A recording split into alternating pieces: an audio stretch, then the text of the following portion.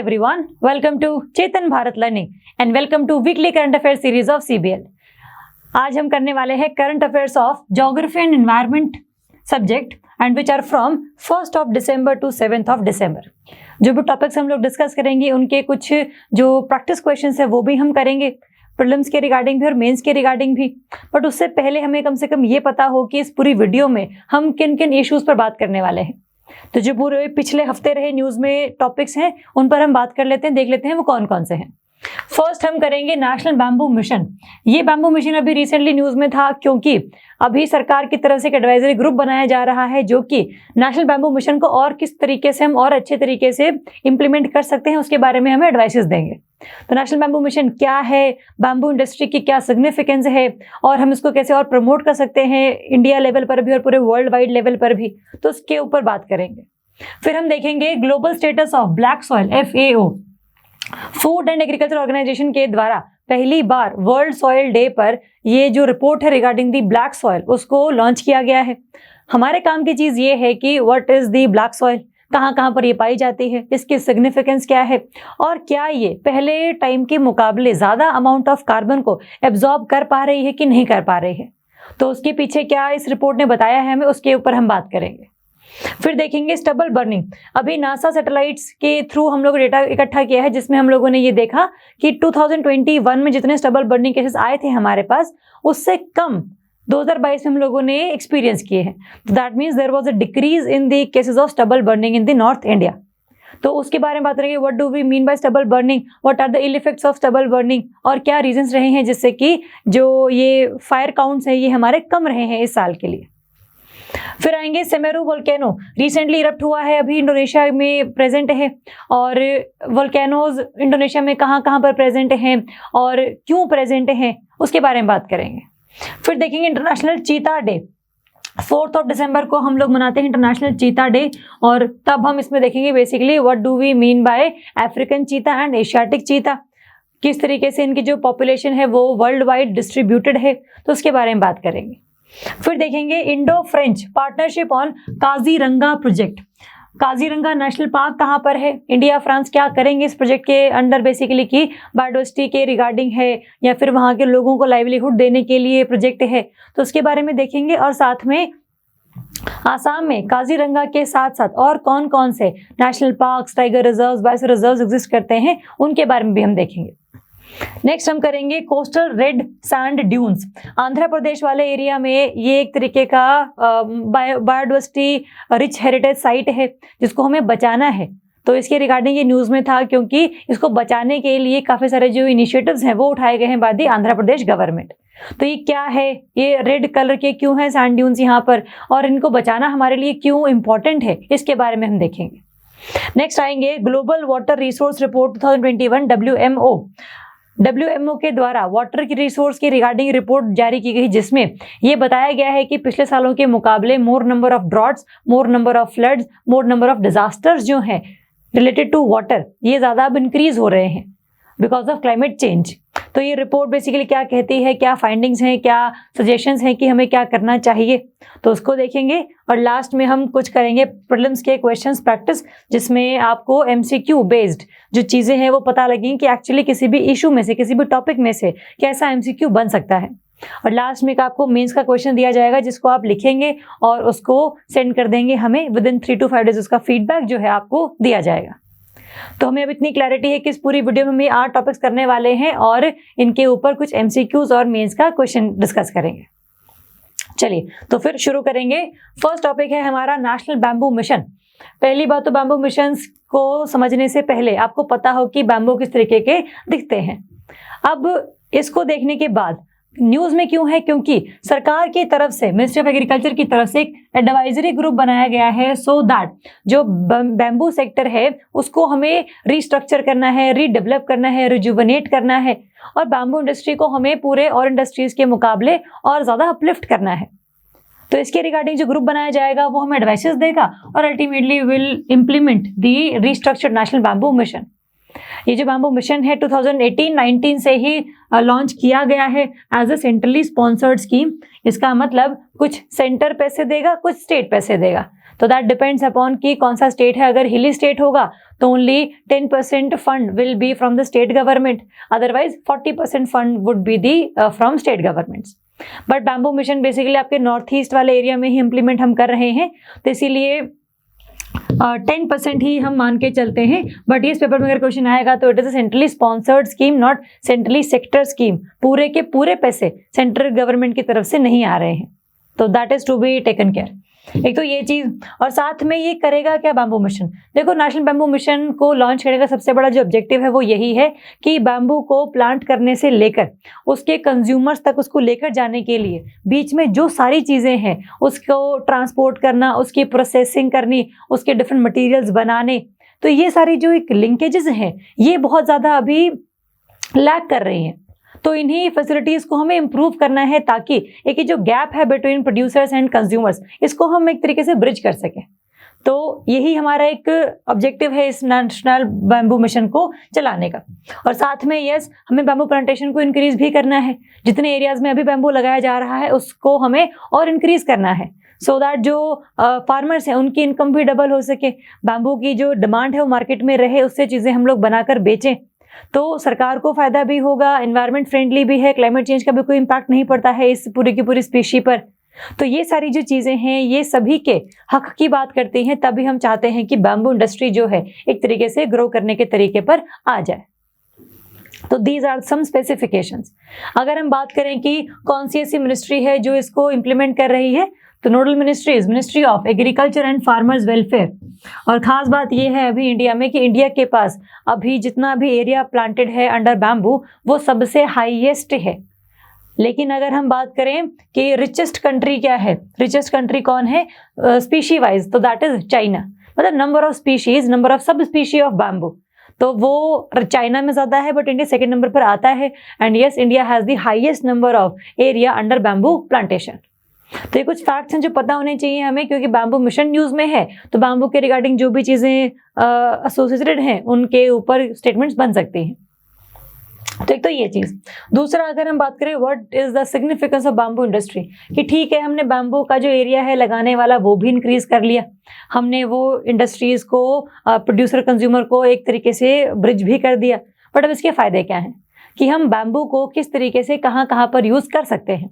जैसे for example, bamboo जो एक तरीके का ऐसा प्लांट है जो कि काफी ज्यादा अमाउंट में यूज किया जाता है as green steel, as green steel.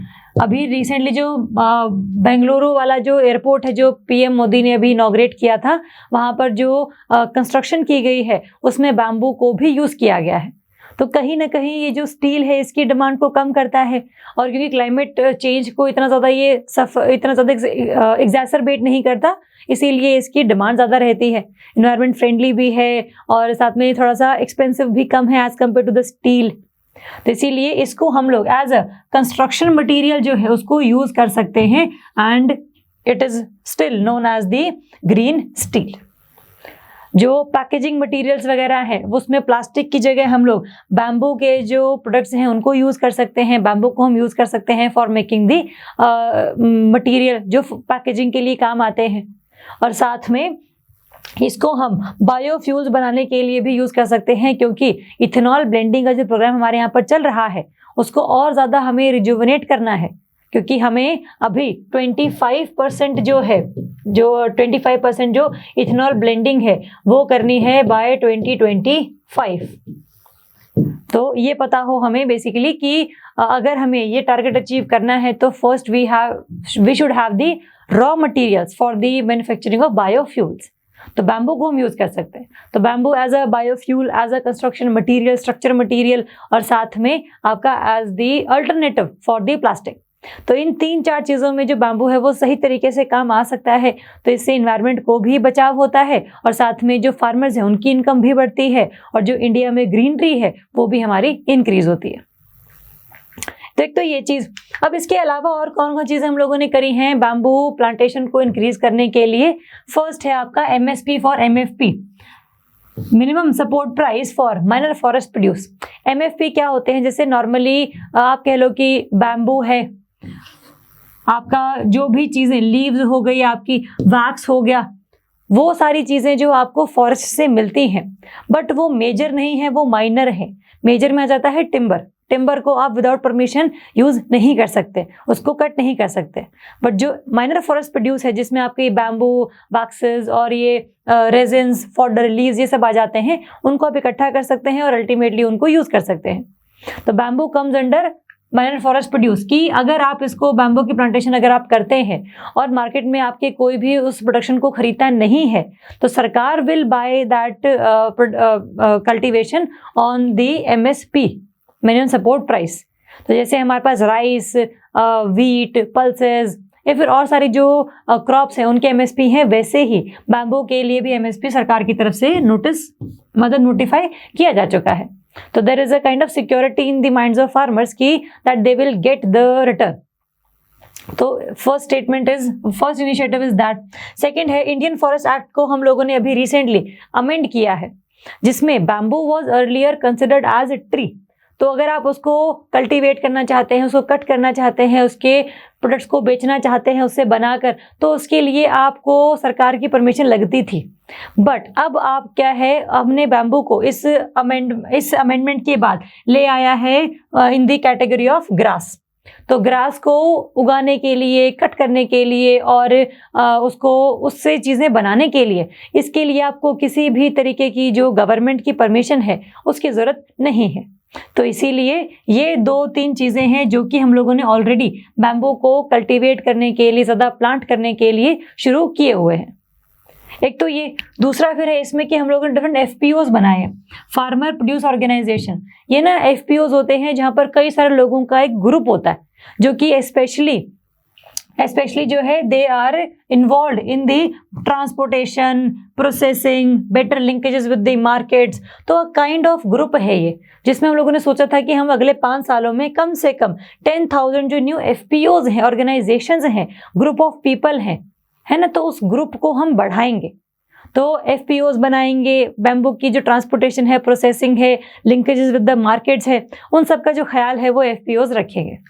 Plus farmers को MSP मिल जाएगा और आप उसको उगा सकते हैं, काट सकते हैं, उसकी चीज़ें बनाकर बेच सकते हैं, उसके ऊपर कोई पाबंदी नहीं है, कोई स्टेट गवर्नमेंट की परमिशन आपको नहीं चाहिए है। तो ये सब इनिशिएटिव हम बैम्बू को लेकर ऑलरेडी उठा चुके हैं, क्योंकि बैम्बू से हमें ये सारे फायदे हैं। और इसके ही रिगार्डिंग हम लोग नेशनल बैम्बू मिशन भी लॉन्च किया है। उसकी स्पेसिफिकेशंस क्या हैं, कैसी वो स्कीम है, सेंट्रल स्पॉन्सर्ड है, सेंट्रल सेक्टर स्कीम है, नोडल मिनिस्ट्री कौन सी है, ऑब्जेक्टिव क्या है, ये सारी जो चीज़ें हैं ये आपको इस मिशन के बारे में पता होनी चाहिए। चलिए नेक्स्ट हम बात करेंगे global status of black soil. Food and agriculture organization की तरफ से वर्ल्ड सॉइल डे, जो कि मनाया जाता है 5 दिसंबर को, इसके ऊपर भी MCQ बन सकता है। तो FAO की तरफ से इस वर्ल्ड सॉइल डे पर रिपोर्ट निकाली गई है ऑन दी ब्लैक सॉइल, जिसमें ये बोला गया है कि जो ब्लैक सॉइल है वो पहले के मुकाबले थोड़ी सी कम फर्टाइल है और ज़्यादा अमाउंट ऑफ कार्बन को वो एब्जॉर्ब नहीं कर पा रही है। तो that is a kind of serious situation we are dealing with. तो इसीलिए इसके रिगार्डिंग सजेशंस, इसके रिगार्डिंग स्पेसिफिकेशंस ये पता होने चाहिए। तो सबसे पहले पता हो कि what do we mean by the black soil. Black soil की खास बात ये है कि काफ़ी ज़्यादा, एक तो ये डार्क कलर्ड जो होराइजन है आपका, ऑर्गेनिक मैटर है, वो यहाँ पर एग्जिस्ट करता है। इसका मतलब this soil is rich in the organic matter.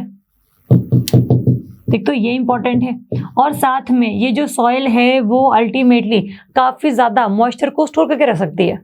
जैसे अगर हम इस सॉइल की बात करें तो it has the capacity to self flow. Self flowing का बेसिकली मतलब होता है जब विंटर्स हैं तब ये जो सॉइल है इट विल स्वेल, और जब समर्स हैं तो इट विल श्रिंक। ये श्रिंक हो जाएंगे, तो जितना भी मॉइस्चर इसके अंदर प्रेजेंट है वो सारा का सारा वो एब्जॉर्ब करके रखेंगे, उसको इवेपोरेट नहीं होने देंगे। विंटर्स में टेम्परेचर ज़्यादा नहीं होता है तो इवेपोरेशन का इतना खतरा नहीं होता है, तो इसीलिए दे विल स्वेल। तो ये इसको हम कहते हैं सेल्फ फ्लोइंग, कि इसमें वाटर स्टोरेज की कैपेसिटी अपने आप ही बहुत ज़्यादा है और इसके लिए हमें बार बार सॉइल को ऐसे फ्लो नहीं करना पड़ रहा है, जोतना नहीं पड़ रहा है, क्योंकि इसमें ऑलरेडी ऑक्सीजन जो है वो प्रेजेंट है थ्रू दी क्रैक्स। तो इसीलिए अ काइंड ऑफ स्पेसिफिकेशन है ये। और साथ में बहुत ज़्यादा इसमें आयरन आपको मिल जाएगा, पोटेशियम, कैल्शियम, लाइम, इन सब में ये रिच है। भले ही नाइट्रोजन, फॉस्फोरस में कमी है इसके, बट वो हम लोग with the use of fertilizer इसको ठीक कर सकते हैं। तो ऐसी बात नहीं है कि फर्टिलाइजर हमारे पास है नहीं, हम यूज कर सकते हैं और इसको हम लोग nitrogen, phosphorus, potassium, calcium, aluminium इन सब में बिल्कुल ही सफिशिएंट बना सकते हैं। तो एक तो ये चीज, और साथ में अगर हम इसके डिस्ट्रीब्यूशन की बात करें तो ये पूरे वर्ल्ड में टोटल जितनी भी सॉइल्स हैं उनका अराउंड 6% जो है उसको एनकम्पास करती है। तो around 6% of the global soil. और साथ में जो आपका एसओसी स्टॉक है, एसओसी है बेसिकली आपका सॉइल ऑर्गेनिक कंटेंट, कि कितना ज़्यादा जो सॉइल है वो कार्बन को एब्जॉर्ब करके रख सकती है। फॉर एग्जाम्पल कि आप ये मान के चलिए कि एटमॉस्फेयर में कार्बन डाइऑक्साइड है, मीथेन है और कई सारे क्लोरोफ्लोरोकार्बन्स हैं, तो कार्बन की अमाउंट काफ़ी ज़्यादा है। तो वो कार्बन जो एटमॉस्फेयर में है वो धीरे धीरे करके सॉइल में भी एब्जॉर्ब हो सकता है, बट उसके लिए जो सॉइल है वो खुद बहुत ज़्यादा हेल्दी होनी चाहिए। तो अगर सॉइल अनहेल्दी होगी, अगर उसमें ज़्यादा यूज ऑफ फर्टिलाइजर्स कर रहे हैं, ज़्यादा उसका ख्याल नहीं रख रहे हैं, तो अल्टीमेटली जो एब्जॉर्प्शन है कार्बन की वो भी कहीं ना कहीं कम हो जाती है। तो इसीलिए काफ़ी ज़्यादा वर्ल्ड का जो एसओसी स्टॉक है वो यहाँ पर लाई करता है। तो और साथ में क्लाइमेट चेंज के रिगार्डिंग भी ये है कि ब्लैक सॉइल को बहुत ज़्यादा मॉइस्चर की ज़रूरत नहीं होती है, क्योंकि इसके अंदर वैसी ही कैपेसिटी है that it can hold the moisture. तो ये सारी स्पेसिफिकेशंस हैं ब्लैक सॉइल की, जो पता हो हमें कि हाँ ये फर्टाइल है, बहुत इसमें ऑर्गेनिक मैटर है, सेल्फ फ्लो सॉइल है, विंटर में स्वेल हो जाती है, समर्स में श्रिंक हो जाती है, और जो एसओसी स्टॉक है वो बहुत ज़्यादा है, ग्लोबल एरियाज में काफ़ी ज़्यादा इसकी पहुंच है, रीच है। तो ये स्पेसिफिकेशंस पता हो हमें। और अगर मैं इस रिपोर्ट की बात करूँ तो इस रिपोर्ट ने क्या बताया है कि जो भी आपकी सॉइल, ब्लैक सॉइल हमारे यहाँ पर एग्जिस्ट करती है, उसमें एसओसी स्टॉक जो है इट इज क्विकली लूजिंग, क्योंकि हम लोग बहुत ज़्यादा अमाउंट ऑफ फर्टिलाइजर्स को यूज़ कर रहे हैं। अनसस्टेनेबल मैनेजमेंट प्रैक्टिसेस हैं हमारी, लैंड यूज चेंज है कि हम लोग डिफरेंट जो क्रॉप्स हैं उनको इस सॉइल पर लगा रहे हैं जो इस सॉइल के लिए बनी नहीं है। तो सॉइल को अपने आप को अडाप्ट करना पड़ता है, उस वजह से लैंड यूज चेंज होता है और सॉइल की कहीं ना कहीं जो एक हेल्दी नेचर है वो कहीं ना कहीं ख़त्म हो जाता है। तो ये सारी चीज़ों की वजह से जहाँ पर बायोडाइवर्सिटी लॉस हम लोगों ने कर दी है, एसिडिफिकेशन हुआ है, बहुत ज़्यादा सॉइल में एसिडिटी बढ़ गई है, अमाउंट ऑफ सिलिका बढ़ गई है because of over use of fertilizers. तो ये सारी जो ह्यूमन फैक्टर्स हैं इनकी वजह से एटमॉस्फेयर में जो भी कार्बन था उसको एब्जॉर्ब सॉइल को करना था वो नहीं कर पा रही है, बिकॉज इट इज़ खुद ये हेल्दी नहीं है, तो इसकी एफिशिएंसी थोड़ी सी लूज हो जाती है। तो ये सारी चीज़ें इस रिपोर्ट ने हमें बताई हैं, और ये भी बताया है कि जो भी इसकी एबिलिटी है to remove carbon from the atmosphere उसमें कहीं ना कहीं कमी आई है। और अगर ये सॉइल इनफर्टाइल होती है तो बहुत ज़्यादा जो क्रॉप की प्रोडक्शन है वो भी कम हो जाती है, तो जो लेवल ऑफ कल्टिवेशन है इन द सॉइल वो भी डिक्रीज हो रहा है, उससे कहीं ना कहीं जो फूड इनसिक्योरिटी है वो भी हमारी आ जाती है। तो food insecurity because of this imbalance, climate change, क्योंकि अब अगर ये कम कार्बन को एब्जॉर्ब करेगी तो ज़्यादा कार्बन कहाँ होगा, एटमॉस्फेयर में होगा। एटमॉस्फेयर में कार्बन अगर ज़्यादा होगा तो वो क्या करेगा, ग्लोबल वार्मिंग करेगा। तो कहीं ना कहीं नेगेटिव इफेक्ट्स निकल कर सामने आए हैं कि अगर ब्लैक सॉइल हेल्दी नहीं है तो फिर किन किन लेवल्स पर हमारे नुकसान हो सकता है। तो ये पता हो ब्लैक सॉइल की स्पेसिफिकेशंस, इसकी इंपॉर्टेंस और इसकी रिपोर्ट की फाइंडिंग, तो ये सारी चीज़ें जो है हमें करनी है। चलिए नेक्स्ट हम बात करेंगे stubble burning. Stubble burning news में था क्योंकि नासा सैटेलाइट्स के थ्रू हम लोगों ने पता लगाया है कि 2021 में जितने ज़्यादा केसेस आए थे स्टबल बर्निंग के फ्रॉम हरियाणा, पंजाब, उत्तर प्रदेश, वो कहीं ना कहीं कम हुए हैं इन 2022 का सीजन। तो इसका मतलब कहीं ना कहीं सरकारों की तरफ से, फार्मर्स की तरफ से, कम्युनिटी की तरफ से स्टेप्स उठाए गए हैं। तो ये अपने को क्लैरिटी है न्यूज़ में इसलिए है। अगर हम बात करें कि स्टबल बर्निंग होता क्या है, तो नॉर्मली क्या है, जो भी आपकी राइस की खेती है जो कि चलती है आपकी अराउंड फ्रॉम मई टू अक्टूबर, तो अक्टूबर में राइस की हार्वेस्टिंग होती है, सितंबर लास्ट, अक्टूबर स्टार्टिंग में। तो उस वजह से जो भी इसका क्रॉप का रेजिड्यू है वो जो है फील्ड पर ही जो फार्मर्स हैं उसको बर्न कर देते हैं। For example this is the case कि ये पूरी की पूरी फील्ड है, यहाँ पर वो सारा रेजिड्यू है जो कि जिस मशीन ने उसको हार्वेस्ट किया है उसने रेजिड्यू पीछे छोड़ दिया है। तो अब इस रेजिड्यू को इकट्ठा करना और इसको मतलब कहीं और लेकर जाना काइंड ऑफ चैलेंज है फार्मर्स के लिए। इसीलिए for the lack of time जो है ये सभी इसको आग लगा देते हैं। तो दे burn the stubble. Stubble is basically the crop residue. तो इसीलिए राइस की क्रॉप के बाद, हार्वेस्टिंग के बाद जो क्रॉप रेजिड्यू बचता है, बची हुई चीज है, उसको हम अगर बर्न कर देते हैं तो that comes under the stubble burning. क्योंकि हम मशीन ऐसे यूज कर रहे हैं, जो कंबाइंड मशीन है ना, कंबाइंड हार्वेस्टिंग मशीन बोलते हैं उसको, तो वो क्या है, क्रॉप रेजिड्यू पीछे छोड़ जाती है। ऑल्टरनेटिव है इसका हमारे पास, इसका एग्जांपल है turbo happy seeder. Turbo happy seeder एक मशीन है जो कि बेसिकली यूज की जाती है फॉर दी हार्वेस्टिंग। इसमें कोई भी क्रॉप रेजिड्यू नहीं बचता है, ये पूरा का पूरा जड़ से ही जो प्लांट है उसको मतलब उखाड़ देती है। तो फिर ये सारी चीजें आपको करनी ही नहीं पड़ती, आपको बर्न करना पड़ रहा है पूरा का पूरा क्रॉप रेजिड्यू। तो आप वो जो रेजिड्यू बचता है फिर उसको अल्टीमेटली अपनी क्रॉप के ऊपर बिछा सकते हैं ताकि उसका जो मॉइस्चर कंटेंट है वो मेंटेन रहे। तो this is kind of the mulching. This is known as the mulching, कि कोई भी जो क्रॉप रेजिड्यू बचा हुआ है उसको अगर आपने अपनी सॉइल के ऊपर बिछाना है तो इससे क्या होता है, सॉइल में जो ऑलरेडी मॉइस्चर प्रेजेंट है वो कहीं ना कहीं बच जाता है। तो मल्चिंग आप कर सकते हैं by the use of turbo happy seeder machine. तो दैट इज स्टबल बर्निंग। अब ऐसे क्या रीजंस है जिसकी वजह से स्टबल बर्निंग केसेस हमारे कम हुए हैं? तो इसका आंसर है क्योंकि फार्मर्स, गवर्नमेंट, कम्युनिटी, इन तीनों ने मिलकर दोनों टाइप के जो ट्रीटमेंट्स है वो करे हैं, चाहे वो इन सिटू ट्रीटमेंट हो, चाहे वो हो आपका एक्स सिटू ट्रीटमेंट। इन सिटू का मतलब होता है ऑन लोकेशन। ऑन लोकेशन में क्या हुआ है कि जितने भी आपके वो क्रॉप रेजिड्यू है उसके ऊपर हम लोगों ने छिड़क दिया है बायो डीकम्पोजर। बायो डीकम्पोजर का बेसिकली क्या पर्पस है कि अगर आप पूरे क्रॉप रेजिड्यू पर उसको छिड़क देते हैं एज इट इज करके, तो उसका एक ऑर्गेनिक कंटेंट जो है वो बन जाता है, kind of fertilizer, kind of sludge जो है बन जाता है, और अल्टीमेटली वो सॉइल का ही पार्ट बन जाता है। तो इस तरीके से बायो डीकम्पोजिशन है जहां पर हम इस तरीके से हम उसको एक ऐसा लिक्विड बना रहे हैं जिसको अगर हम पूरे क्रॉप पर छिड़कते हैं तो वो अल्टीमेटली सॉइल का ही पार्ट उस रेजिड्यू को बना देती है, and ultimately that leads to increase in the fertility of the soil. तो ये हमने किया है इन सीटू। अगर मैं एक्स सीटू की बात करूं तो उसमें आपने जितना भी क्रॉप रेजिड्यू है उसको कैटल के फॉडर के लिए यूज किया है, चारे के लिए यूज किया है, या फिर आप इसको इंडस्ट्रीज को भी बेच सकते हैं for the use of biofuels, for the production of biofuels. तो इन सीटू भी फार्मर्स ने किया है, एक्स सीटू भी फार्मर्स ने किया है। सरकार की तरफ से पूसा बायो डीकम्पोजर मशीन्स जो हैं वो भी बहुत ही कम रेंट्स पर जो फार्मर्स हैं उनको दी जा रही थी। तो इन सभी चीज़ों की वजह से कहीं ना कहीं अब जो चीज़ें हैं वो बेटर होती आ रही हैं। पहले अगर 100 केसेस थे तो अब इस बार 70 केसेस हैं, तो 30% का जो डिक्रीज है that is a kind of huge decrease.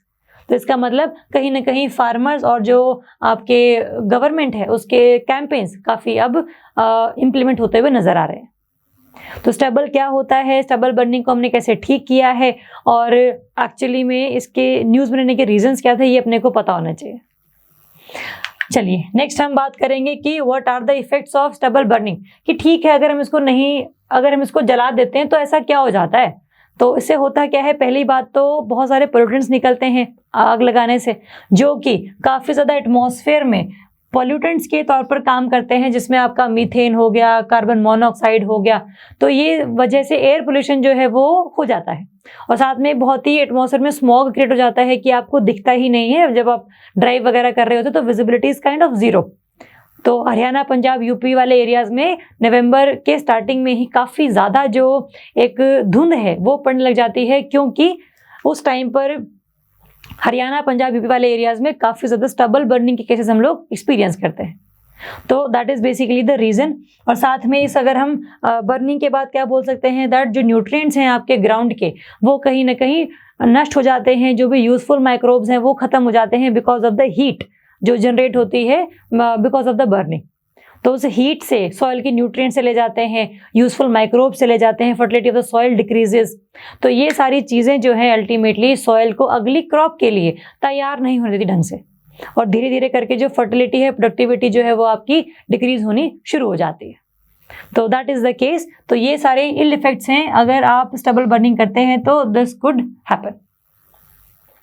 चलिए नेक्स्ट हम बात करेंगे वे फॉरवर्ड की कि अब करें तो करें क्या। तो करना तो वही है कि जो सरकार की तरफ से मशीन्स हैं वो आप कम रेंट पर प्रोवाइड करवा दीजिए फार्मर्स को। साथ में उसको हम बायोफ्यूल के लिए यूज़ कर सकते हैं, उसको हम कैटल के फॉडर के लिए यूज़ कर सकते हैं। और जो कैंपेन्स जो हम लोगों ने चलाए हैं अभी उसको भी हम कंटिन्यू करेंगे, ताकि जो ये हमें रिजल्ट मिला है that should be for the long term, not for this year only, है ना। तो ये सारे हैं आपके वे फॉरवर्ड। अगर आपको प्रॉब्लम्स पता है तो आपको सॉल्यूशंस भी बहुत इजीली पता लग जाते हैं। दिक्कत तब आती है जब आपको प्रॉब्लम नहीं लगती कि ठीक है सब बर्निंग हो रही तो क्या ही हो जाएगा उससे। तो ये सारी जो चीज़ें हैं इस वजह से हम प्रॉब्लम्स का सॉल्यूशन नहीं निकाल पाते। तो ये these are the way forwards. चलिए नेक्स्ट हम बात करेंगे Semeru volcano. Semeru volcano recently news में था क्योंकि इट इरप्टेड। काफ़ी सारे जो वोल्केनोज अब इरप्ट हो रहे हैं तो इनकी एक लिस्ट भी आप बना सकते हैं। जैसे हम लोगों ने पहले किया था आपका मौना लोआ हवाई आइलैंड पर था जो एक वोल्केनो, वो भी रिसेंटली इरप्ट हुआ था। साइंटिस्ट कह रहे थे कि इरप्ट होगा ये और अल्टीमेटली वो इरप्ट हो गया। तो वैसे ही इंडोनेशिया का जो आइलैंड है जावा के ईस्ट साइड में माउंट सेमेरू वोल्केनो है जो कि रिसेंटली अभी इरप्ट हुआ है। पेपर में क्वेश्चन इसके आइलैंड के नाम पर आ सकता है, कंट्री पर आ सकता है, तो दोनों चीज़ें अपने को पता होनी चाहिए। अगर हम बात करें इंडोनेशिया की, इंडोनेशिया में सेमेरू वोल्केनो के अलावा और भी काफ़ी सारे वोल्केनोज हैं and that is why Indonesia has the largest number of volcanoes in the world. जितने वोल्केनोज इंडोनेशिया में हैं उतने सारे वोल्केनोज पूरे वर्ल्ड में नहीं है। मैक्सिमम नंबर है इनके पास एक्टिव वोल्केनोज की, ऑब्वियसली की जो इरप्ट हो सकते हैं। और अगर हम सेमेरू की बात करें तो ये आपका हाईएस्ट वोल्केनो है इन दी जावा आइलैंड ओनली। तो ये सिर्फ जावा की हम बात करें, पूरे इंडोनेशिया की बात नहीं कर रहे हैं, पूरे साउथ एशिया की या पूरे वर्ल्ड की बात नहीं कर रहे। जावा में इट इज़ दी हाईएस्ट, और साथ में इसको हम और भी क्या कह सकते हैं, दी ग्रेट माउंटेन। पेपर में क्वेश्चन आता है which of the following volcano is known as the great mountain. तो पता हो माउंट सेमेरू की बात करें क्योंकि न्यूज में था ये।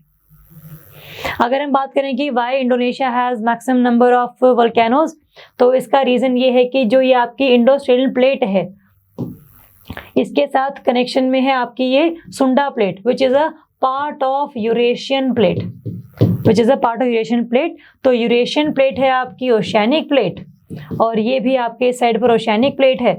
तो जो दोनों ओशियानिक प्लेट की जब कन्वर्जेंस हो रही है तो जो यूरेशियन प्लेट है वो थोड़ी सी ज़्यादा डेंस है, इसीलिए it is subducting under this Indo Australian plate, और ये है आपकी यूरेशियन प्लेट।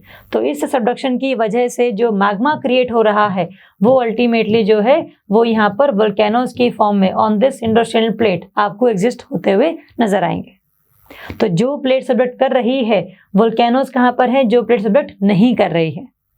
तो ध्यान रखेंगे कि सबडक्शन कहीं किसी और प्लेट की हो रही है बट वोल्केनोज किसी और प्लेट पर है, क्योंकि जो मैग्मा बन रहा है वो अल्टीमेटली इस प्लेट को तोड़कर वोल्केनोज बनाएगा। तो जो इंटरेक्शन है between Eurasian and Indo Australian या फिर इंडो ऑस्ट्रेलियन एंड सुंडा plate which is a part of Eurasian plate, इस वजह से जो इंडोनेशिया है it has the maximum number of volcanoes. तो एक तो ये इंपॉर्टेंट है कि कहाँ पर है ये सबडक्शन जोन है, क्यों है, तो ये सारी चीजें हमारे लिए इंपॉर्टेंट है। चलिए नेक्स्ट हम बात करें इंटरनेशनल चीता डे की। ये मनाया जा रहा है ऑन 4 दिसंबर 2010 से ही हम इसको मना रहे हैं। अगर हम चीताज की बात करें तो थीम इसकी क्या है इस डे की, save the चीताज, that is the theme. और अगर मैं चीताज की स्पेसिफिकेशंस की बात करूं तो इसमें खास बात यह है कि ये सारे बिग कैट स्पीशीज में से सबसे ओल्डेस्ट स्पीशी है कि बहुत टाइम से जो स्पीशी है वो अर्थ के ऊपर एग्जिस्ट कर रही है। बहुत सारी स्पीशीज आई हैं फिर चली गई हैं but they are still there. तो एक तो ये चीज़, और साथ में पूरे वर्ल्ड की फास्टेस्ट लैंड मैमल स्पीशी है और अफ्रीका और एशिया में पाई जाती है। अफ्रीका के काफ़ी सारी कंट्रीज में और एशिया में पहले सिर्फ ईरान में थी बट अब हम इंडिया में भी ले आए हैं, तो that is a kind of India plus Iran now. अगर और इसके बारे में बात करें तो पूरा जो आपका नामीबिया है उसमें मैक्सिमम नंबर ऑफ चीताज जो है वो देखे जाते हैं। इसलिए नामीबिया से हम लोगों ने 8 चीताज जो है उनको इंट्रोड्यूस करवाया है इन दी मध्य प्रदेश का कूनो पालपुर नेशनल पार्क। और ये इकलौता ऐसा कार्निवोर है जो कि इंडिया से वाइप आउट हो चुका था। 1951 के बाद इंडिया में एशियाटिक चीता आपको देखने को नहीं मिला और इसकी रीजन थे सिर्फ ओवर हंटिंग और ओवर पोचिंग। तो चीताज के बारे में स्पेसिफिकेशंस पता हो, नेशनल चीता डे हम कब मनाते हैं ये पता हो, थीम क्या है, और 2 टाइप ऑफ चीताज हैं, वो हैं आपके अफ्रीकन और एशियाटिक चीता। दोनों में कुछ डिफरेंसेस हैं वो पता होने चाहिए हमें। फॉर एग्जांपल जो अफ्रीकन चीताज का आईयूसीएन स्टेटस है वो है वल्नरेबल, एशियाटिक वालों का है क्रिटिकली एंडेंजर्ड, मतलब वो ज़्यादा खतरनाक है, मतलब वो ज़्यादा थ्रेटन्ड है फॉर एक्सटिंक्शन, इसीलिए क्रिटिकली एंडेंजर्ड है एशियाटिक चीताज। अगर हम साइट्स की बात करें तो दोनों ही किसमें है, अपेंडिक्स 1 में है, that they are threatened with extension, और जल्दी ही अगर हमने इनके लिए कुछ नहीं किया तो दे विल एक्सटिंक्ट। तो साइट्स का स्टेटस पता हो हमें, आईयूसीएन का स्टेटस पता हो हमें, और साथ में फिजिकल कैरेक्टरिस्टिक, अफ्रीकन चीताज जो थोड़े से साइज में बिग है और इनके जो फेस के ऊपर लाइनिंग है, बॉडी के ऊपर जो लाइनिंग है वो बहुत शार्प है, आपको दिखता है कि हाँ ब्लैक कलर की लाइन है।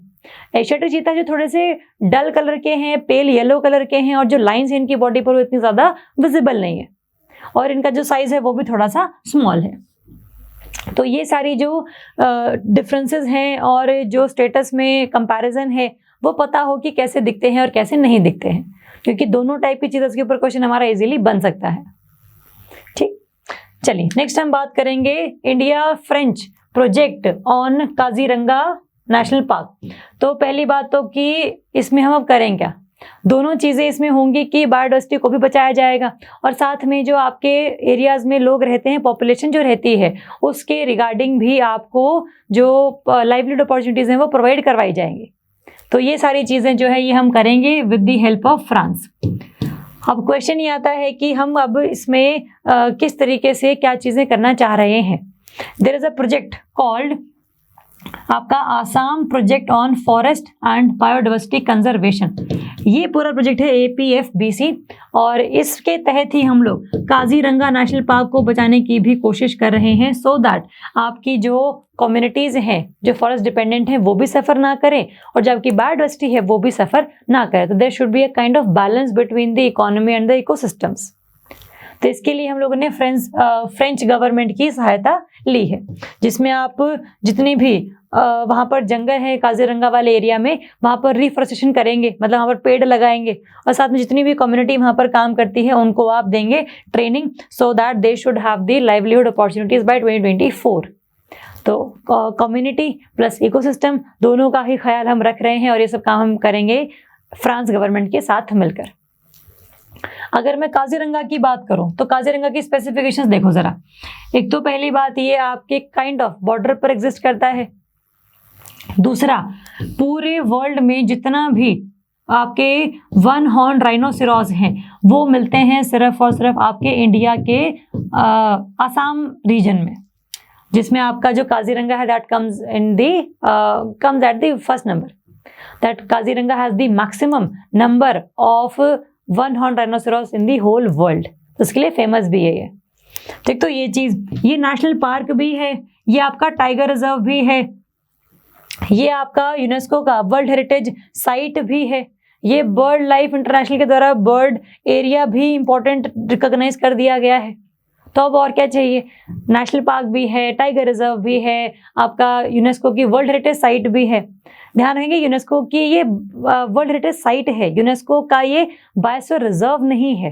Kaziranga is not the biosphere reserve, सिर्फ और सिर्फ आपका वर्ल्ड हेरिटेज साइट है, और इंपॉर्टेंट बर्ड एरिया भी है। तो ये कुछ स्पेसिफिकेशन है जो पता हो हमें काजीरंगा के बारे में कि और क्या सारी चीज़ें हैं। अगर मैं आसाम की बात करूँ तो आसाम में अगर हम बात करें, आसाम में सबसे ज़्यादा 1 हॉर्न राइनोसेरॉस है। अगर मैं मैक्सिमम नंबर की बात करूँ दैट इज़ द काजीरंगा। लेकिन अगर मैं डेंसिटी की बात करूं कि किस एरिया में मैक्सिमम जो डेंसिटी वाइज एरिया और पॉपुलेशन अगर मैं कंपेयर करूं तो उसमें आता है आपका पोबितोरा वाइल्ड लाइफ सेंचुरी, जो कि है आपका आसाम में, पोबितोरा वाइल्ड लाइफ सेंचुरी। तो ये इंपॉर्टेंट है। और अगर हम काजीरंगा की बात करेंगे तो काजीरंगा में सिर्फ ये 1 हॉर्न राइनोसेरॉस ही नहीं है, बल्कि जो बिग 4 स्पीशीज हैं जिसमें आपका rhino, elephant, royal Bengal tiger and Asiatic water buffalo, ये जो 4 स्पीशी हैं इनको बचाने के लिए ये पूरा का पूरा जो प्रोजेक्ट है वो चलाया जा रहा है। तो सिर्फ 1 हॉर्न राइनोसेरॉस नहीं, बट हाँ ये है इंपॉर्टेंट, बट इनके साथ साथ जो और सारी स्पीशीज हैं वो भी इंपॉर्टेंट हैं, उनके ऊपर भी हमें ध्यान देना है। तो ये काजीरंगा क्या है, क्यों है, ये पता हो हमें। आसाम में काजीरंगा के अलावा ये सारे जो नेशनल पार्क्स हैं वो भी एग्जिस्ट करते हैं, जिसमें आपका ये मानस नेशनल पार्क आसाम में है, ये पता हो हमें, मानस नेशनल पार्क। औरांग नेशनल पार्क, यहाँ पर भी काफ़ी सारे वर्ण और राइनोसोरस मिलते हैं। Orang is also known as the mini Kaziranga, क्योंकि ज़्यादा अमाउंट में वर्ण और राइनोसोरस यहाँ पर आपको देखने को मिल जाएंगे। काजीरंगा नेशनल पार्क है, आपका नामेरी नेशनल पार्क है, डिब्रू सेखोवा नेशनल पार्क है, दिहिंग पटकाई नागालैंड के बॉर्डर से टच होता हुआ आपका ये नेशनल पार्क है। डिब्रू सेखोवा इंडिया और आसाम और अरुणाचल के साथ लगता हुआ एरिया है। तो ये नेशनल पार्क्स हैं आसाम वाले एरिया में, तो ये पता हो हमें, ताकि पेपर में क्वेश्चन अगर आता है कि इन नेशनल पार्क्स में से कौन सा आसाम में है, तो पता होना चाहिए कि हाँ ये सारी चीज़ें प्रेजेंट है वहाँ पर। चलिए नेक्स्ट हम बात करेंगे कोस्टल रेड सैंड ड्यून्स की।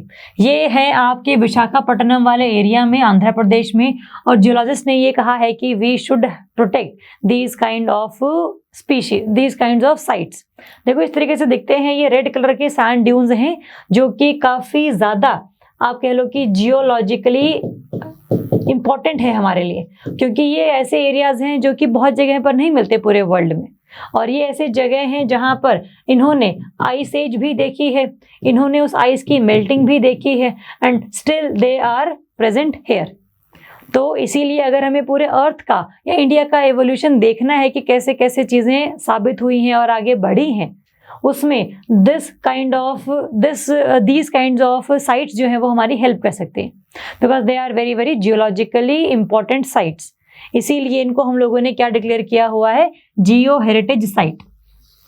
और इंडिया में ये कौन करता है, जियोलॉजिकल सर्वे ऑफ इंडिया। जैसे हम लोगों ने पहले किया था अभी अरितापत्ती वाइल्ड लाइफ सेंचुरी वाला एरिया, कि तमिलनाडु में पहली जो है बायोडाइवर्सिटी हेरिटेज साइट बनी है, तो वैसे ही जो है आपकी जियोलॉजिकल साइट्स भी होती हैं जो आपके अर्थ के एवोल्यूशन को बताती हैं, है ना। तो ये इंपॉर्टेंट है। और साथ में कोस्टल एरिया के आसपास ही है, इसको हम और भी क्या कह सकते हैं इस लैंग्वेज में, एरा मट्टी दिबालू। पेपर में ये क्वेश्चन भी आ सकता है कि consider the following statements regarding era मट्टी दिबालू।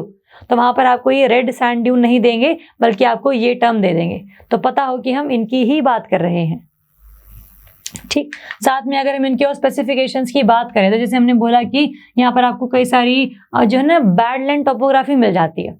अगर मैं बात करूं बैड लैंड टोपोग्राफी की, तो ये एक ऐसी टोपोग्राफी है जहां पर कहीं पर आपके जो सॉइल है वो बिल्कुल फर्टाइल नहीं है, यहाँ पर से जो रिवर्स निकल रही हैं उसकी वजह से सॉइल इरोड हो रही है, तो कोई भी जो एग्रीकल्चर है, कल्टीवेशन है, वो यहाँ पर पॉसिबल नहीं है। तो ये सारी जो जगहें हैं, these are known as the badland topography, जिसमें हम चंबल का जो एरिया ना मध्य प्रदेश का, उसको मानते हैं that Chambal valley has the important badland topography. But ये विशाखापट्टनम वाले एरिया में भी है, और जो कि कोस्टल रेड सैंड ड्यून्स हैं वो आपके बैडलैंड टोपोग्राफी ही हैं, है ना। तो यहाँ पर कई जो सारी चीज़ें हैं वो थोड़ा सा रेड ज़्यादा कलर की हैं, कुछ लाइट येलो कलर की हैं, तो दैट डिपेंड्स कि कौन ज़्यादा सन के इन्फ्लुएंस में रहा है या नहीं रहा है। तो ये सारी जो चीज़ें हैं ये पता हो हमें कि ये हमारे लिए क्यों इंपॉर्टेंट है, क्योंकि जितना भी क्लाइमेट चेंज का इम्पैक्ट है वो हम स्टडी कर सकते हैं, क्योंकि ये साइट्स ने ग्लेशियर्स भी देखे हैं, ये साइट ने मेल्टिंग भी देखी है, रिवर्स भी देखी हैं। तो ये हमारे लिए इसलिए इम्पॉर्टेंट है। आपको बेसिकली इसका एरिया, इसका दूसरा नाम और साथ में इनकी क्या सिग्निफिकेंस है, तो और ये कैसे दिखते हैं, ये पता होना चाहिए। ठीक, इतना ही ज़रूरी है, प्रीलिम्स के लिए इम्पॉर्टेंट है, बाकी मेंस के रिगार्डिंग इतना ही इम्पॉर्टेंट नहीं है। चलिए नेक्स्ट हम बात करेंगे कि ये कहाँ कहाँ पर हैं। इंडिया में अगर हम बात करें तो इंडिया में 3 जगह पर है। तमिलनाडु का टेरी सैंड्स, एरा मट्टी डबालू विशाखापट्टनम में तो देख ही लिया हमने, और 1 मोर साइट इन श्रीलंका। तो अगर हम बात करें इसमें साउथ एशिया की, साउथ एशिया में सिर्फ और सिर्फ 3 जगहों पर हैं, इंडिया में ये 2 जगहों पर है, एक श्रीलंका में। ये आपको इक्वेटोरियल रीजन में नहीं मिलेंगे, ये आपको टेम्परेट रीजन में नहीं मिलेंगे, सिर्फ और सिर्फ ट्रॉपिकल एरिया में ही ये मिलेंगे, और वो भी कहीं कहीं मिलेंगे। साउथ एशिया में से 3 जगह हैं, एक श्रीलंका में है, 2 इंडिया में है। इंडिया में कौन कौन सी हैं? 2, टेरी सैंड्स इन तमिलनाडु और एरा मट्टी दिबालू इन विशाखापट्टनम आंध्र प्रदेश वाला एरिया। तो डिस्ट्रीब्यूशन पता हो, इनका स्पेसिफिकेशन पता हो, और साथ में ये क्या है, ये सारी चीज़ें जो है अपने को जाननी है। चलिए नेक्स्ट हम बात करेंगे ग्लोबल वाटर रिसोर्स रिपोर्ट 2021।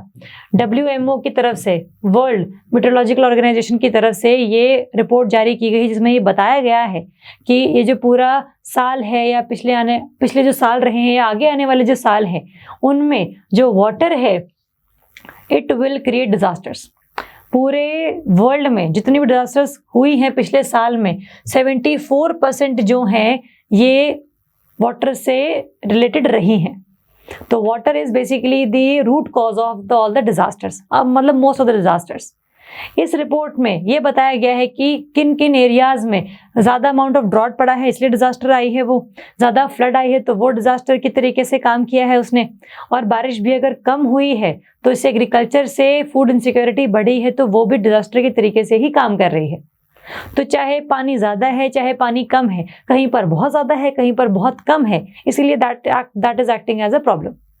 तो ये सारी जो चीज़ें हैं इसको पता लगाने के लिए इन्होंने वाटर को 3 पार्ट्स में डिवाइड किया। एक है आपका स्ट्रीम फ्लो, एक है टेरेस्ट्रियल वाटर स्टोरेज और एक है आपका क्रायोस्फीयर। स्ट्रीम फ्लो है बेसिकली जो भी आपका रिवर्स में पानी फ्लो कर रहा है, तो एक तो ये चीज़। दूसरा टेरेस्ट्रियल वाटर स्टोरेज क्या है, लेक हो गया, पॉन्ड हो गया, है ना, जो आपके स्टोरेज है बेसिकली ग्राउंड वाटर हो गया। क्रायोस्फीयर है आपका फ्रोजन वाटर जो आपका माउंटेन्स के बिल्कुल टॉप पर है और नॉर्थ पोल और साउथ पोल के आसपास है। तो क्रायो का मतलब होता है बहुत ठंडा, स्फीयर मतलब एरिया, तो बहुत ठंडा एरिया जहाँ पर ग्लेशियर्स हैं ज़्यादा अमाउंट में, क्योंकि ठंड एरिया में ग्लेशियर्स बनेंगे तो वो आपका पीक ऑफ द माउंटेन भी हो सकता है और वो आपका पोल एरियाज भी हो सकते हैं, चाहे वो नॉर्थ पोल हो चाहे वो साउथ पोल हो। तो ये 3 कैटेगरीज पता हो हमें, तो इन तीनों के ही बारे में बताया गया है कि स्ट्रीम फ्लो चाहे स्टोरेज हो चाहे आपका क्रायोस्फीयर हो, इन सब की वजह से काफ़ी ज़्यादा जो डिज़ास्टर्स हैं वो हुई हैं और 2050 तक आते आते और नंबर ऑफ डिज़ास्टर्स होने का खतरा है। इसीलिए अभी से ही हमें वाटर की जो कैपेसिटी है, वाटर की जो स्टोरेज है, उसके ऊपर ध्यान हमें देना चाहिए। ठीक, तो इसलिए ये इम्पोर्टेंट है। दूसरा, अगर हम बात करें इसमें कि रीजन वाइज कैसा स्ट्रीम फ्लो है, अगर हम सिर्फ स्ट्रीम फ्लो की बात करते हैं तो कई जगहों पर ड्रॉट है, कहीं पर मतलब बिलो नॉर्मल आपके एरियाज में बारिश वगैरह हुई है और कईयों में अबव नॉर्मल है। तो बहुत सारे रीजन है जहाँ पर ड्रॉट पड़ा है, जिसमें इसमें एग्जांपल दिया साउथ अमेरिका का रियो डेला प्लेटा वाला एरिया। ये इंपॉर्टेंट है, पेपर में क्वेश्चन आएगा कि इस रिपोर्ट की फाइंडिंग में किन किन जगहों का जिक्र किया गया है और वो जगहें कहाँ कहाँ पर हैं और वो क्यों जिक्र किया गया है। तो इसमें ड्रॉट वाले एरिया में है कि यहाँ पर बहुत ज़्यादा अमाउंट में ड्रॉट पड़ा है रियो डेला प्लेटा आपका साउथ अमेरिका वाले एरिया में। दूसरा, बिलो नॉर्मल है आपका अफ्रीका की, ये नाइजर रिवर हो गई, वोल्टा रिवर, नाइल, कॉन्गो रिवर हो गई। कॉन्गो रिवर तो बल्कि आपकी इक्वेटर वाले रीजन में लाया करती है जहाँ पर बारिश बहुत होती है, बट फिर भी यहाँ पर जो स्ट्रीम फ्लो है वो कहीं ना कहीं डिक्रीज हुआ है। तो Africa is famous for the below normal rainfall, और ये आपका जो साउथ अमेरिका वाला एरिया है that is related with the drought की टाइप ऑफ डिजास्टर। और अगर मैं अबव नॉर्मल की बात करूँ तो ये है फ्लड के लिए फेमस।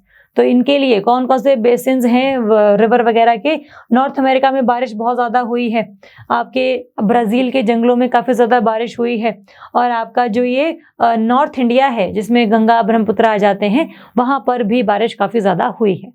तो इन्होंने रीजन वाइज चीज़ों को बताया है कि कहीं पर तो बहुत ड्रॉट पड़ रहा है, कहीं पर फ्लड्स आ रही हैं, तो इसीलिए ड्रॉट प्लस फ्लड दोनों ही डिजास्टर के तौर पर हम देखते हैं। तो इसीलिए most of the disasters are from water only. तो ये रिपोर्ट WMO की तरफ से आई है, तो इसीलिए पिछले सालों के जो भी कंपैरिजन है वो हम लोग इसमें कर रहे हैं। फिर उन्होंने बात की क्रायोस्फीयर की। क्रायोस्फीयर में खास बात यह है कि they are known as the water towers, क्योंकि काफ़ी ज़्यादा जो रिवर्स हैं उनका सोर्स आपका ग्लेशियर ही है, और अगर ये ग्लेशियर्स मेल्ट हो जाते हैं या फिर ग्लेशियर्स और ज़्यादा बन जाते हैं तो पानी की कमी हो सकती है अगर ज़्यादा बन गए तो, और अगर ज़्यादा नहीं बने मेल्ट हो गए तो फ्लड आ जाएगा। तो आपको क्रायोस्फीयर को बहुत ध्यान से क्लाइमेट चेंज से बचा कर रखना है, ग्लोबल वार्मिंग से बचा कर रखना है, so that drought plus flood दोनों ही ना आए, बैलेंस शुड बी मेंटेन्ड, है ना। तो इसीलिए क्रायोस्फीयर को भी हमें थोड़ा सा मेंटेन करके रखना पड़ेगा so that development could happen. तो ये सारी फाइंडिंग्स हैं। रिकमेंडेशंस भी दी हैं कि वाटर डेटा हम लोग आपस में शेयर करें, डिफरेंट कंट्रीज, डिफरेंट जो नॉलेज गैप है उसको हम फिल करें कि एक्चुअल में ड्रॉट या रेनफॉल ज़्यादा हो क्यों रही है। तो रिसर्च हम करें, सैटेलाइट्स हम लोग भेजें, ऑब्जर्वेशन हम लोग बेसिकली क्लाइमेट की करें। तो कंट्रीज के बीच में नॉलेज गैप हम फिल करना चाह रहे हैं, और अर्ली वार्निंग सिस्टम्स हम लोग लेकर आ रहे हैं कि क्या हम लोगों को पहले बता सकते हैं एक साल पहले कि ड्रॉट आने वाला है या नहीं आने वाला है। उसके लिए we need different kinds of satellites, तो उसके लिए हमें चाहिए होगा, और इसके लिए ये हमें रिसर्च के लिए भी मजबूर करेंगे, जो कि हमें होना भी है ना। तो ये सारी चीज़ें आप कर सकते हैं सो दैट जितनी भी ये प्रॉब्लम्स हैं उनको हम लोग ठीक ठाक तरीके से डील कर सकें। तो ये रिपोर्ट किसने पब्लिश करी है, उसकी क्या फाइंडिंग्स हैं, कितने वाटर के उन्होंने जिक्र किया है, रिकमेंडेशंस क्या हैं थोड़ी बहुत, तो ये सारी चीज़ें अपने को पता होनी चाहिए। नेक्स्ट हम बात करेंगे कुछ क्वेश्चंस की। क्वेश्चन है first, arrange the following national park in Assam from west to east. देखो ये क्वेश्चंस तो जनरली आते ही हैं कि ये कौन सा नेशनल पार्क कौन से स्टेट में है, लेकिन हम लोगों ने अभी जस्ट करके हटा है कि what is the sequence of national park in Assam. वहाँ पर मैंने बताया नहीं था, बट क्वेश्चन ऐसे भी आ सकता है, तो अ काइंड ऑफ चेतावनी है ये कि हर तरीके के क्वेश्चन जो है आप उसको डील कर सकें। इसमें आपका मानस नेशनल पार्क, काजीरंगा, ओरांग और डिब्रू सैखोवा है, तो ये पता हो हमें कि पहले कौन सा आता है, जिसमें मानस पहला है, ओरांग सेकंड है, काजीरंगा फिर आता है, फिर डिब्रू सैखोवा बिल्कुल लास्ट में है ना। तो answer would be 1, 3, 2 and 4। 1, 3, 2 and 4 answer is option C. तो ये जो क्वेश्चन है ये आप क्या सकते हैं, अगर किसी स्टेट में ज्यादा नेशनल पार्क न्यूज में रहते हैं तो। नेक्स्ट हम देखेंगे, consider the following statements regarding coastal red sand dunes. The region are generally found in the equatorial region. नहीं, गलत बात है, क्योंकि ये मिलते हैं मैक्सिमम आपको ट्रॉपिकल रीजन में, इक्वेटोरियल प्लस टेम्परेट में ये आपको देखने को नहीं मिलेंगे। Second, in India almost all states have these kinds of areas. सिर्फ 2 जगह पर था, आंध्र प्रदेश, तमिलनाडु। तमिलनाडु में टेरी सैंड्स के नाम से फेमस है, आंध्र प्रदेश में एरा मट्टी डिबालू के नाम से फेमस है। तो this statement is also wrong. पूछा क्या है, चूज द इनकरेक्ट स्टेटमेंट। गलत कौन कौन सी है, दोनों ही गलत है, तो आंसर क्या रहेगा आपका सी, बोथ 1 एंड 2। तो आंसर इज ऑप्शन सी। चलिए नेक्स्ट हम बात करेंगे मेंस के क्वेश्चन की। According to a report, the cases of stubble burning in north India has reduced by significant amount in 2022 as compared to 2021। ठीक बात है, हाँ कि हुआ है ऐसा, रिपोर्ट ने बताया है। Examine the ill effects of stubble burning and write the various reasons for this reduction. पहले तो आपको बताना है कि what is the stubble burning, फिर आप करोगे कि स्टबल बर्निंग के नेगेटिव्स क्या हैं, फिर आप लिखोगे कि ये जो रीजन है कि क्यों डिक्रीज हुआ है, क्यों फार्मर्स ने कम अब पराली जो है जलाई है, कम स्टबल बर्न किया है, तो उसके रीजंस, और साथ में और हम क्या कर सकते हैं ताकि जो रेट है आपका डिक्रीज होने का वो और भी इंक्रीज हो सके। तो what could be the way forward. तो इसी लेवल पर हमें ये आंसर लिखना है, ये आप लिखें, हमें सेंड कर दें, हमें मेल कर दीजिए। कोई भी अगर आपको इशू रहता है इस पूरी वीडियो में किसी भी तरीके का टॉपिक में या क्वेश्चंस में, तो इस वीडियो के नीचे आप कमेंट कर सकते हैं, हमें कॉल कर सकते हैं, हमें मैसेज कर सकते हैं। तो जो भी डाउट रहेगा तो प्लीज़ बताइएगा ज़रूर। Thank you so much.